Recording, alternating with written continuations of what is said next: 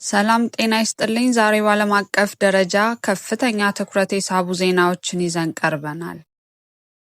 የመካከለኛው ምስራቅ ውጥረት፣ የዲፕሎማሲው የመጨረሻ ሙከራ፣ የዩክሬንና ሩሲያ ጦርነት፣ የቴክኖሎጂ የበላይነት ሹክቻ። እነዚህንና መሰል ዝርዝር ዜናዎችን ይዘናል። አብራችሁን ቆዩ።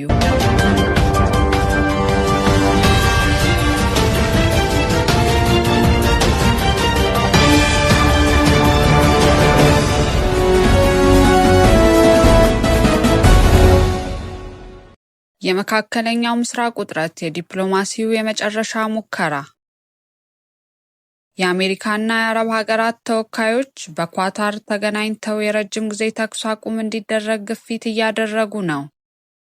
በኳታርና ግብጽ አገናኝነት እየተካሄደ ያለው ድርድር አሁን ላይ የደረሰበት ደረጃ እጅግ ወሳኝ ነው። ይህ ጥረት የቀጠናው ጦርነት ወደ ሰፊው የመካከለኛው ምስራቅ እንዳይዛመት ለመከላከል የታለመ ነው። ነገር ግን በሁለቱም ወገኖች በኩል ያሉት የቅድመ ሁኔታ ልዩነቶች ስምምነቱን አሁንም አዳጋች አድርገውታል። እስራኤል ሐማስ ሙሉ በሙሉ ሳይጠፋ ጦርነቱን አላቆምም ስትል፣ ሐማስ በበኩሉ ማንኛውም የስምምነት ውጤት የእስራኤል ጦር ከጋዛ ሙሉ በሙሉ መውጣትን ማካተት አለበት የሚል አቋም ይዟል። ይህ የማይገጣጠም ፍላጎት ድርድሩን አጣብቂኝ ውስጥ ከቶታል።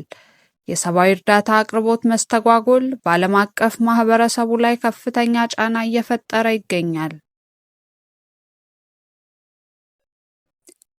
የሊባኖስ ግንባር ሄዝቦላ ዛሬ በሰሜን እስራኤል እና በደቡብ ሊባኖስ ድንበር ላይ ከፍተኛ የሚሳኤል ልውውጥ አካሂዷል። ይህ ሁኔታ ጦርነቱ ወደ ክልላዊ ጦርነት የመቀየር እድሉ ሰፊ አድርጎታል። ይህ ውጥረት በቀይ ባህር በኩል የሚያልፉ የንግድ መርከቦች ላይ የሁቲ አማጽያን ጥቃት እንዲቀጥሉ ምክንያት ሆኗል። በዚህም ምክንያት ዓለም አቀፍ የጭነት ዋጋ እየጨመረ ነው። በእስራኤልና በጎረቤት ሀገራት መካከል ያለው ግጭት አሁንም እንደቀጠለ ይገኛል። የዩክሬንና ሩሲያ ጦርነት ወደ ቴክኖሎጂ የበላይነት ሹክቻ ተቀይሯል። በምስራቅ አውሮፓው ግንባር ያለው ውጊያ ከመሬት ቁጥጥር ይልቅ ወደ ድሮንና የኤሌክትሮኒክስ ጦርነት ተሸጋግሯል። ይህ ጦርነት አሁን ላይ ከመሬት ጦርነት ይልቅ ወደ አየር ላይ የበላይነትና የሳይበር ጦርነት አድልቷል። የድሮን ጦርነት ወይም ድሮን ዋርፌር ዛሬ ሩሲያ የተጠቀመችባቸው ድሮኖች ሻሄድ የተሰኙት ብቻ ሳይሆኑ አዳዲስ የኤሌክትሮኒክስ መመከቻዎችን ወይም ጃሚንጎችን ሰብረው የሚገቡ መሆናቸው ተስተውሏል።